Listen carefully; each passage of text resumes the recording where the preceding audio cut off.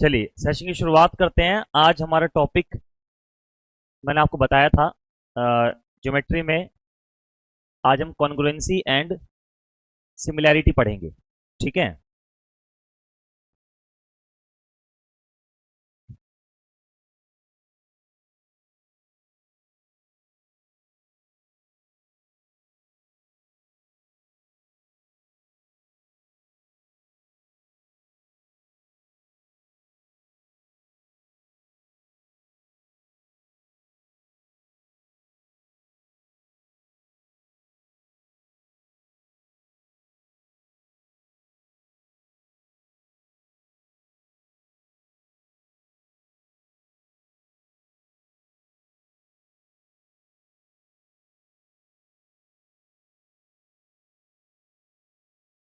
Yes, चलिए तो session की शुरुआत करते हैं भाई। आज दोस्तों हम पढ़ेंगे कॉन्ग्रुएंसी। आज हम पढ़ेंगे congruency and similarity. Congruency and similarity मतलब सर्वांग समता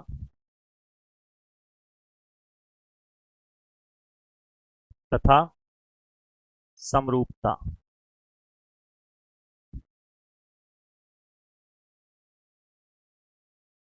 ठीक है। ये दो चीजें आज हम पढ़ेंगे। पहले पढ़ेंगे इसकी थ्योरी, फिर इस पर क्वेश्चंस करेंगे। ठीक है।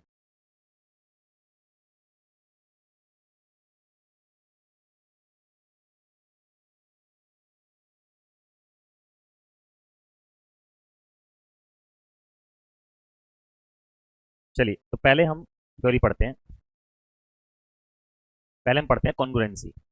कॉन्ग्रुएंसी को हिंदी में कहते हैं सर्वांग समता। इसका मतलब होता है सर्व अंग समान, यानी कि सारे अंग समान हो तो सर्वांग समता होती है। ठीक है।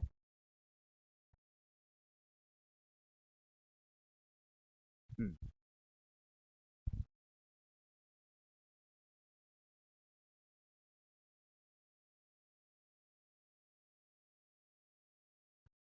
अच्छा। अरुण कह सर आप बीएसएफ में थे, मैं भी बीएसएफ में हूँ। अच्छा, 144 बटालियन है। ठीक है। Thank you thank you. मेरी 121 बटालियन थी। हम्म, ठीक है। सर्वांग समता। सर्वांग समता होती क्या है इसके बारे में जानते हैं। देखिए, जब दो त्रिभुज बिल्कुल सेम टू सेम हो जाएं उसे हम कहते हैं सर्वांग समता, कॉन्ग्रुएंसी। मतलब जो जब दो ट्रायंगल आपस में बिल्कुल सेम हो। अब ट्रायंगल की छह चीजें होती हैं। पहले एंगल और दूसरा sides, A B, B C, C. दूसरे ट्रायंगल की भी एंगल्स, ठीक है, और साइड्स। अगर पहले ट्रायंगल के अगर पहले ट्रायंगल के तीनों एंगल दूसरे ट्रायंगल के तीनों कॉरस्पॉन्डिंग एंगल्स के बराबर हो, ठीक है, और अगर पहले ट्रायंगल की तीनों साइड्स संगत भुजाओं के बराबर हो, कॉरस्पॉन्डिंग साइड्स के बराबर हो, ठीक है, तो बराबर होता है। मतलब ये तीन एंगल दूसरे के तीन एंगल के बराबर हैं, इसकी तीन भुजाएं दूसरे त्रिभुज की तीन भुजाओं के बराबर हैं, तो हम कहते हैं कि जो त्रिभुज है वो आपस में कॉन्ग्रुएंट है, सर्वांग है। अब इसकी कुछ कंडीशंस होती हैं कि इनमें से कम कितनी चीजें उठाएं, इनमें से कम कितनी चीजें उठाएं कि त्रिभुज को हम सर्वांगसम बोल सकें। तो कम से कम तीन चीजें अगर बराबर हो जाएं, कम से कम इन छह में से कम तीन चीजें अगर बराबर हो जाएं, तो हम कहते हैं कि त्रिभुज आपस में सर्वांगसम है।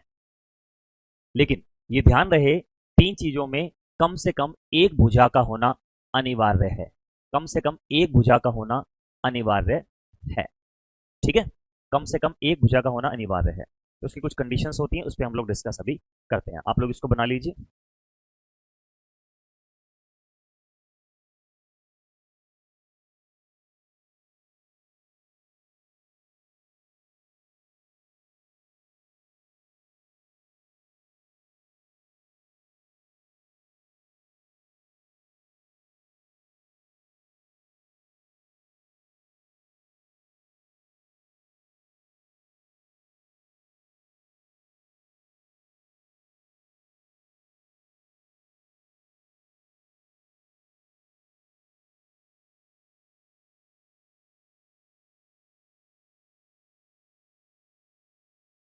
हाँ जी।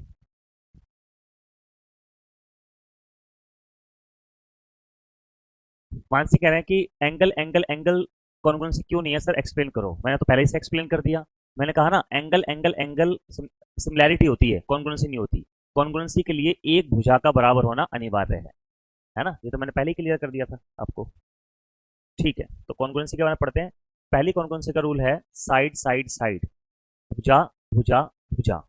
ठीक है, भुजा भुजा भुजा। जब दो ट्रायंगल दिए हों आपको, और दोनों ट्रायंगल्स की तीनों भुजाएं आपस में कॉन्ग्रुएंट हों, मतलब ये इसके बराबर हों, ये इसके बराबर है, ये इसके बराबर है, और ये इसके बराबर है।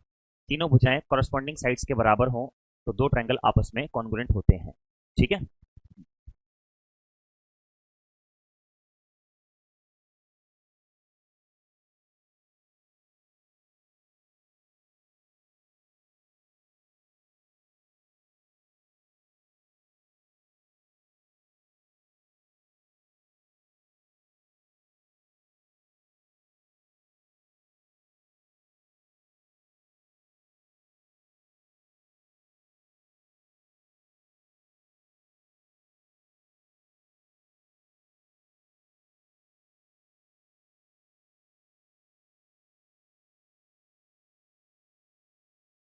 तो एक कॉन्ग्रुएंसी होती है ये।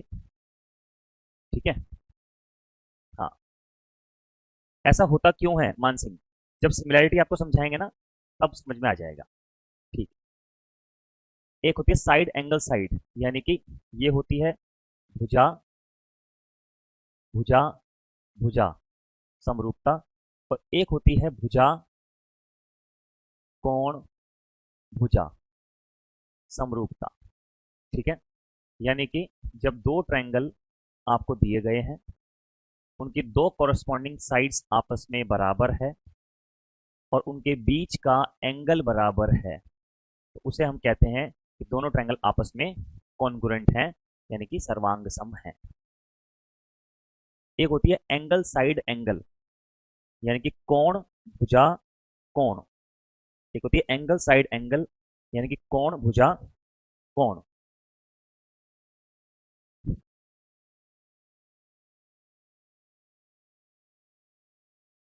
ठीक है।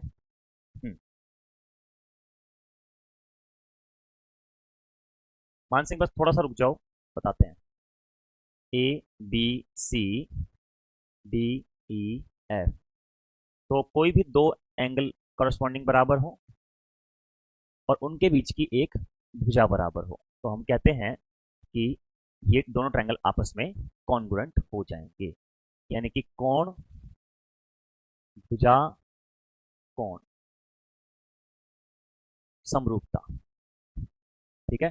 अब खास बात क्या होती है, जब कोई भी दो एंगल बराबर होते हैं ना, तो तीसरा एंगल ऑटोमेटिकली बराबर हो जाता है। तो इस वाले रूल को हम angle side angle, angle angle side, side angle angle, या एंगल एंगल एंगल साइड भी बोल सकते हैं। कोई दिक्कत नहीं है। ठीक है। कोई भी दो एंगल और एक भुजा अगर बराबर है, तो हम कहते हैं कि ये कॉन्ग्रुएंट है। एक होता है राइट एंगल ट्रायंगल के लिए आरएचएस, कि अगर एक एंगल 90 डिग्री है, हाइपोटेन्यूज बराबर है, और कोई भी एक भुजा बराबर है, चाहे ये इसके चाहे ये इसके, कोई भी एक भुजा बराबर है, तो हम कहते हैं कि दोनों ट्रायंगल आपस में कॉन्ग्रुएंट होंगे। ठीक है, नोट कर लीजिए।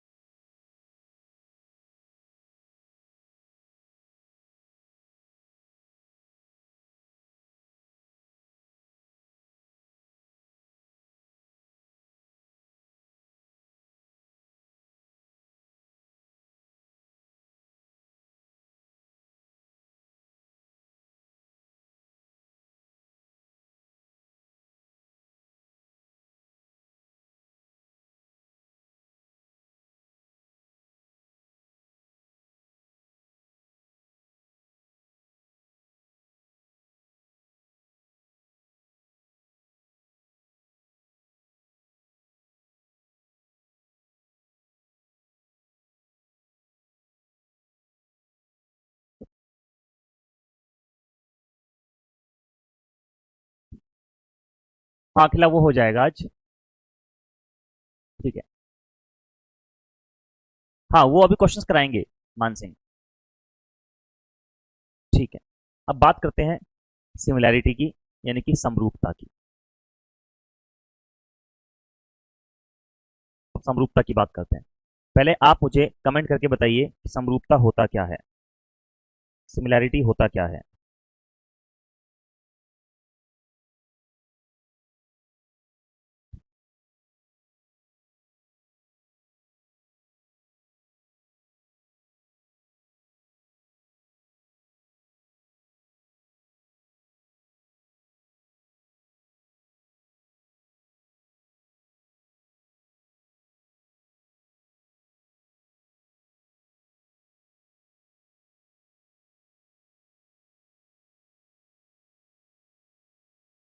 कोई बताए मुझे, कमेंट करके बताओ समरूपता होता क्या है, जिसको भी थोड़ी बहुत भी जानकारी है तो मुझे बताए। हाँ बिल्कुल ठीक है। देखिए समरूपता का मतलब होता है जब दो ट्रायंगल दिखने में तो एक जैसे हों, शेप में तो एक जैसे हों, लेकिन साइज में एक जैसे हों, ये गारंटी ना हो। ठीक है। तो ये ए बी सी है और ये डी ई एफ है। ठीक है। एक सिमिलैरिटी होती है। हाँ एक सिमिलैरिटी होती है angle angle angle similarity. Angle angle angle similarity, ये एंगल एंगल एंगल सिमिलैरिटी यानी कि कोण कोण कोण सिमिलैरिटी, यानी कि इसको हम एंगल एंगल सिमिलैरिटी भी बोल सकते हैं, क्योंकि जब दो एंगल बराबर होते हैं तो तीसरा अपने आप बराबर होता है। तो सिमिलैरिटी का मतलब है जब दो ट्रायंगल आपस में शेप वाइज सेम हो, लेकिन जरूरी नहीं है कि, कोई गारंटी नहीं है कि साइज वाइज भी सेम हो, तो वो सिमिलर होते हैं। और सिमिलरिटी का निशान होता है ये। अब इसके कुछ रूल्स हैं कि कब हम कह सकते हैं कि दो ट्रायंगल आपस में सिमिलर हैं। पहला है एंगल एंगल एंगल सिमिलरिटी। जब हम दो ट्रायंगल हमारे पास हैं ए बी सी, है ना, जब दो ट्रायंगल हमारे पास हों और दोनों ट्रायंगल के कॉरस्पॉन्डिंग एंगल आपस में बराबर हों, तो हम कहते हैं कि ये आपस में सिमिलर हैं। कैसे? जब एंगल ए एंगल डी के बराबर हो, एंगल बी एंगल ई के बराबर हो, एंगल सी एंगल एफ के बराबर हो। जब ये तीनों एंगल आपस में बराबर हैं तो हम कहते हैं कि triangle A B C similar triangle D E F.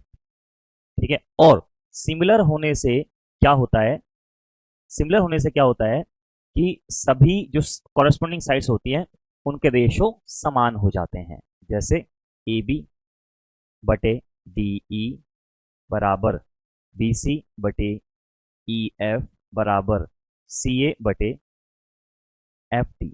आप स्टेप वाइज समझिए। ये तीनों एंगल बराबर होने से दोनों ट्रायंगल आपस में सिमिलर हो गए। ये सिमिलर होने से इनकी भुजाएं समान अनुपात में हो गई। ये तीन बातें यहां पर हैं।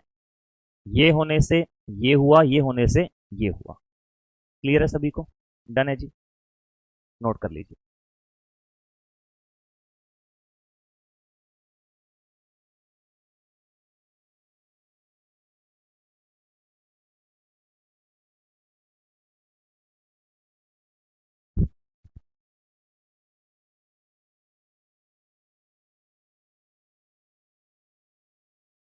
इसमें भी एक होती है साइड साइड साइड रूल, यानी कि भुजा भुजा भुजा रूल।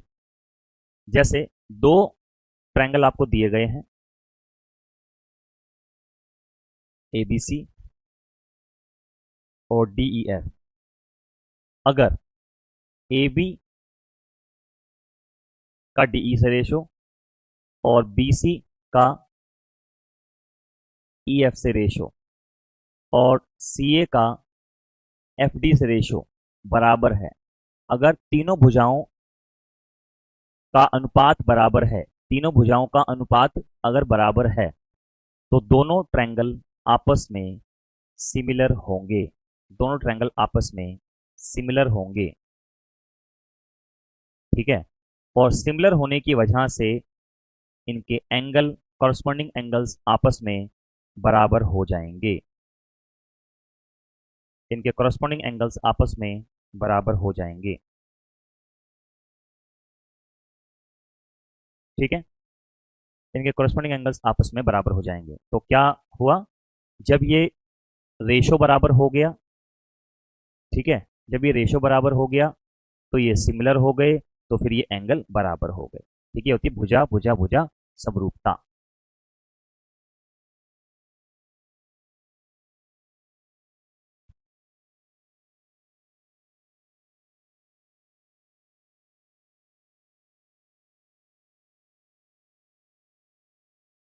ठीक है, तो फर्क क्या है दोनों में? सिमिलैरिटी, कॉन्ग्रुएंसी में भुजाएं बिल्कुल बराबर होती हैं, सिमिलैरिटी में भुजाओं के अनुपात बराबर होते हैं, बस ये फर्क है। ठीक है, अब यहां पे देखो, एक होती है साइड एंगल साइड, यानी कि भुजा कोण भुजा, है ना, भुजा कोण भुजा, जैसे ट्रायंगल्स हैं,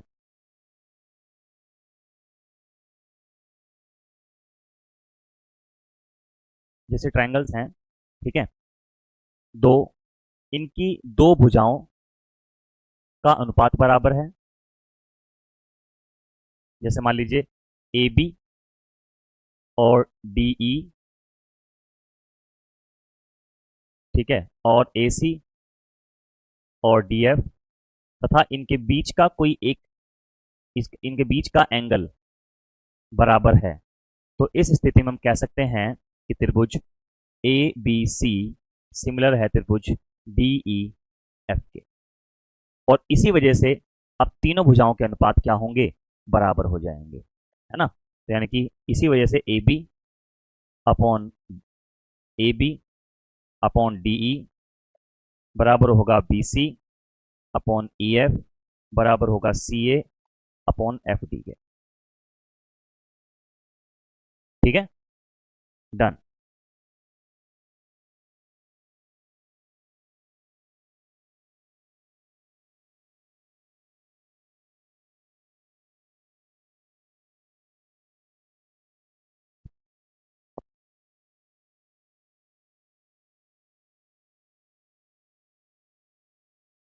नोट कर लीजिए दोस्तों उसको।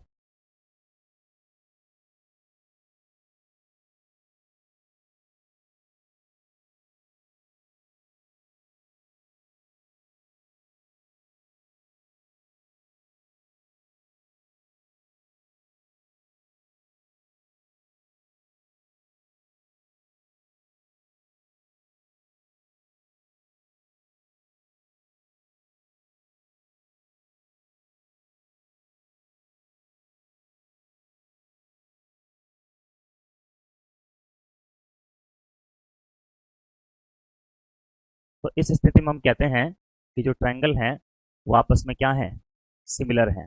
ठीक है, अब सिमिलर ट्रायंगल्स की कुछ खास बात होती है। अगर यदि त्रिभुज ए बी सी सिमिलर हो त्रिभुज डी ई एफ के, मान लीजिए दो त्रिभुज हैं आपस में सिमिलर हैं,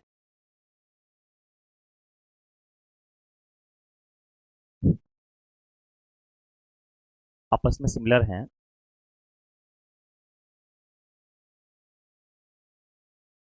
दो त्रिभुज हैं, मान लीजिए आपस में सिमिलर हैं, तो इनका जो एरिया, इनकी जो भुजाएं हैं,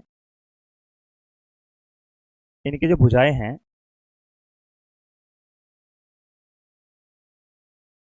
उनका अनुपात,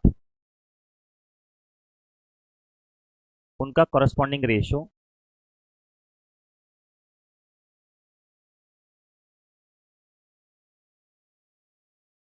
बराबर होगा। और साथ साथ अगर इनकी माध्यिकाएं ले लूं, मान लीजिए मैंने यहां पे ले लिया एक्स वाई और जेड, यहां पे ले लिया पी क्यू आर, इनकी माध्यिकाओं का अनुपात भी बराबर होगा। जैसे A X upon D P बराबर सी जेड, मतलब B Y upon E Q बराबर होगा C Z upon F R के, ठीक है ना, ये बराबर होगा। क्लियर। अब यहाँ पे हमने देखा कि भुजाओं का रेशो और इनका माध्यिकाओं का रेशो आपस में बराबर होगा, यानी कि साइड्स का रेशो, छोटे वाली साइड को मैं स्मॉल से दिखा रहा हूँ, बड़े वाली साइड को मैं बड़े कैपिटल लेटर से दिखा रहा हूँ। साइड्स का रेशो बराबर होगा मीडियंस के रेशो के,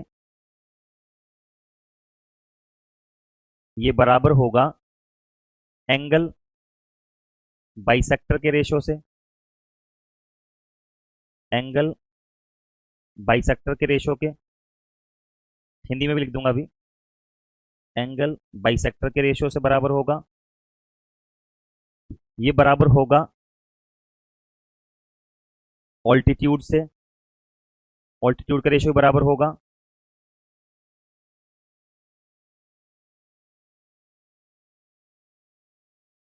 ठीक है, ऑल्टीट्यूड का रेशियो बराबर होगा, इन रेडियस का रेशियो भी बराबर होगा,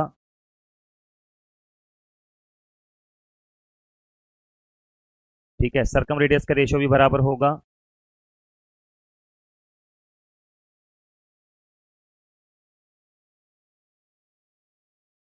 सरकम रेडियस का रेशियो बराबर होगा, ठीक है।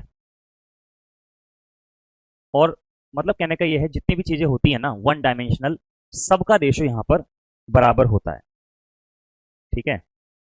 और इनफैक्ट पैरामीटर का रेशियो भी बराबर होगा, पैरीमीटर होता है परिमाप, पैरामीटर का रेशियो भी बराबर होगा, और इनकी हाइट्स का रेशियो भी बराबर होगा,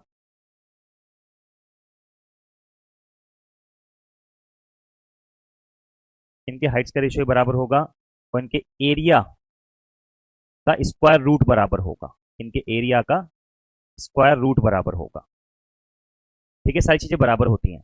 हिंदी में भी लिख देता हूं यहाँ पे मैं, जहां मैंने साइड्स लिखा है उसका मतलब है भुजा, ठीक है, मीडियन, सारी चीजें लिखी हुई है लेकिन चलो एक पेज पे आपको मिल जाएंगी। माध्यिका होता है, एंगल बाइसेक्टर, कोण समद्विभाजक होता है,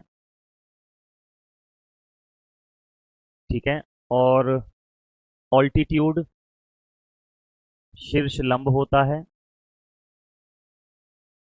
इन रेडियस अंतः त्रिज्या होती है,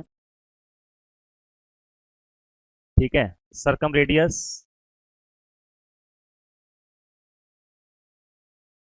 ये बाह्य त्रिज्या होती है,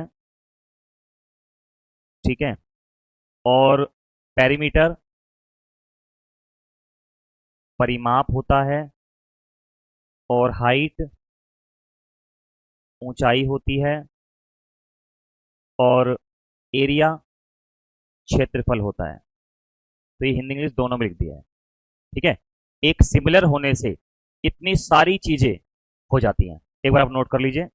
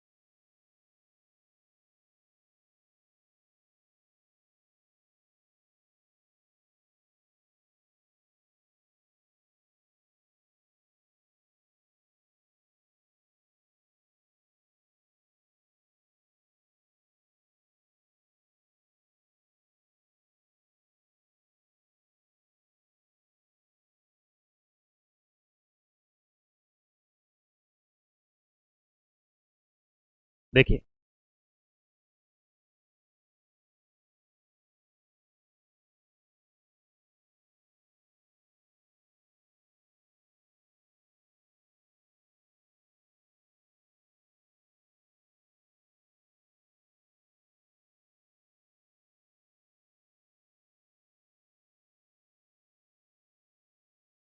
बात करते हैं नेमिंग ऑफ ट्रायंगल्स की।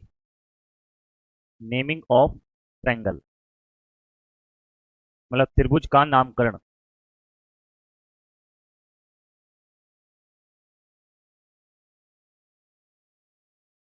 ठीक है, जैसे दो त्रिभुज हैं और ये आपस में सिमिलर हैं। दो त्रिभुज हैं और ये आपस में सिमिलर हैं। ठीक है, मान लीजिए 40 है, ये 80 है, ये 60 है। ठीक है, ये 40 है, ये 80 है, ये 60 है। तो हम यहाँ पे कह सकते हैं कि त्रिभुज ए बी सी सिमिलर है त्रिभुज डी ई एफ के। लेकिन अगर यहाँ पे कुछ ऐसा हो, मान लो कि A B C D E F, मान लीजिए कुछ ऐसा हो 40 80 60 और ये 40 80 80 60।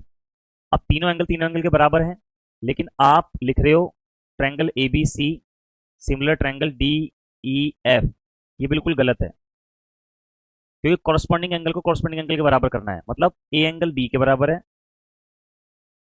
बी एंगल एफ के बराबर है, सी एंगल ई के बराबर है। तो हम कह सकते हैं कि triangle A B C similar है ट्रायंगल डी एफ ई के। तो ये करेक्ट है। तो इस तरह से नेमिंग करते हैं, मतलब नाम सही रखना बहुत ज़्यादा ज़रूरी है। ट्रायंगल का इसका क्या प्रभाव पड़ता है, जब मैं आपको क्वेश्चंस कराऊंगा तो बहुत अच्छे से बताऊंगा।